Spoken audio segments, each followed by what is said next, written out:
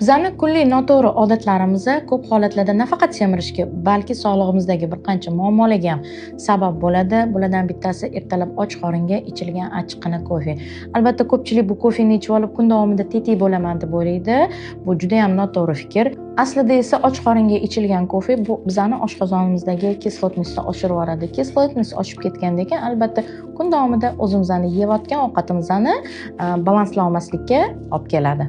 Ikkinchi, yana eng yomon odatlardan bittasi bu ovqat yeyish jarayonida kimdir suv yoki bo'lmasa choy iste'mol qiladi. Albatta bu oshqozonimizning sirkulyatsiyasini buzgan holatda ovqat hazm qilish emas, balki ovqatni bo'kishiga olib keladi. Va shu sababdan qornimiz ishi bizga og'riq berishi, ya'ni og'irlik, organizmda og'irlik hissi uyg'onishiga olib keladi.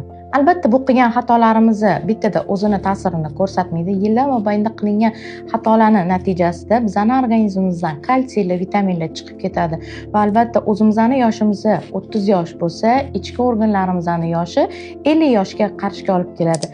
Aynan shunaqangi xatolar qilmaslik uchun albatta meni sahifamga obuna bo'lib, men bilan sog'lom turmush tarzini tezlikda boshlang.